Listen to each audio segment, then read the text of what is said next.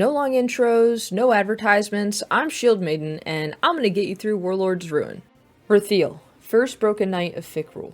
To beat Rathiel, there's a few steps to get through to damage him. You have to shoot the taken blighted eyes that appear when the boss teleports you into cages above the arena.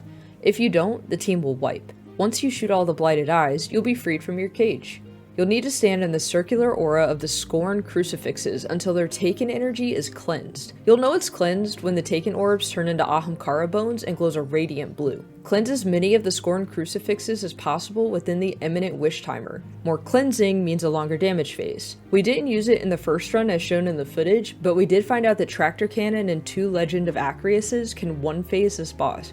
Swords, rockets, and LMGs also do just fine. Try to make sure you have at least one way to debuff him and you're good to go. Repeat the process until you've beaten the first broken knight. The Warlord's Prison. Each fireteam member will be split into a separate cell within the castle's prison. There will be gray circular gears that you're able to shoot. One person can see 5 of the 6 gears, which is helpful. One fireteam member will be facing a shootable lever on the wall in front of them beyond the cell bars. This is how you unlock the cells to finish the encounter. The 2 fireteam members that aren't in the cell facing the lever will see a skeleton with the tally marks etched into a stone next to them. From the skeleton's POV, you'll need to shoot the gears on the wall to spin either right or left. For example, if I have a skeleton facing 4 tally marks to the right, we need 4 of the 6 gears to spin to the right. To change the way they spin, simply shoot once to stop them, then shoot again to have them start spinning the other way. Once all the gears are spinning the right way, shoot the lever. The right lever, Kronk.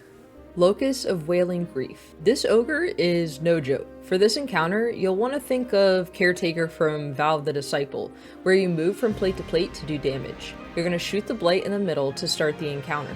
Shoot the blighted eyes in the sky to spawn the big yellow bar Scorn. Destroy all but one of the blighted eyes so that they don't keep respawning. The yellow bar Scorn will spawn on the left and the right side of the arena. Take them down as quickly as possible and then stand in the Scorn crucifixes again to cleanse them. In this encounter, there will be insane winds that give you biting cold. At 10 stacks of biting cold, you die. To prevent that, stand near a torch to get the shelter from the storm protection. For every crucifix you cleanse, you'll receive an orb that spawns in the back middle called Burning Desire. Take those orbs and dunk them in the 4 fire pillars around the boss. The last one you dunk starts the damage phase, so make sure everyone is around the same pillar when that happens. Name's Wish Empowerment is the timer that you have at torches to do damage to the ogre. At each torch, you get a total of 10 seconds to do damage to the ogre. Move as a group to each pillar as they run out of fire while damaging the boss. Wells, tether, and damaging supers are great, as well as rockets, Leviathan's Breath, and linear fusion rifles. Do this until the ogre falls. Collect your loot, move through the castle, and challenge the Chimera.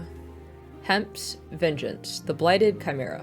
The final boss teleports a ton with incredibly small damage windows. Don't let that discourage you, as the entire phase itself is quite long and you'll end up doing more damage than you think. The mechanics are as follows. Shoot the blighted eyes that are around the boss, as well as the wizards that spawn in. The scions reproducing can be a pain, so have someone use at least 1 weapon slot for ad clear. There's also taken orbs that spawn on the ground that hurt you, so take those out quickly as well. The yellow bar Scorn will spawn in along with the crucifixes that need to be cleansed. Nuke the Scorn and cleanse the crucifixes. You'll receive what's called a Hex of Vengeful Corruption. There will be 4 orange bar immune Scorn that spawn in and try to melee you. Hit them to transfer the Hex to them. They're going to try to hit you back. If they do, you'll wind up with the Hex again.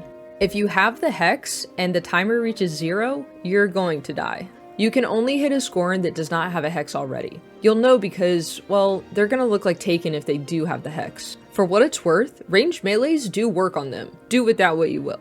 Once the hexing is done, the boss's shield will go down, and you have a small window to do damage. You'll do this on 3 platforms until it's the true damage phase, where you're gonna follow the boss to 3 more platforms for slightly longer damage phases. For DPS on this boss, we like for someone to have a well, because the blighted eyes are still going to be doing damage to you. Also, rockets, linear fusions, and Leviathan's Breath work really well. Make sure you have some type of debuff on the boss. A Void Nade, a Nova Bomb, a Tether, all of the above work just fine. Shooting the blighted eyes seem to work to give us more time, as the boss will shield up faster when all the blighted eyes spawn in. At the end of the damage phase, you'll be teleported back to the first platform, where you're going to start the entire process all over again. Do this until you have defeated the Chimera. If you like the guide, hit the sub button so that when all the secrets come out, you can watch the videos on that too. Like, comment, subscribe, and make sure to share with your friends. Okay, bye! What? No, you hit the button.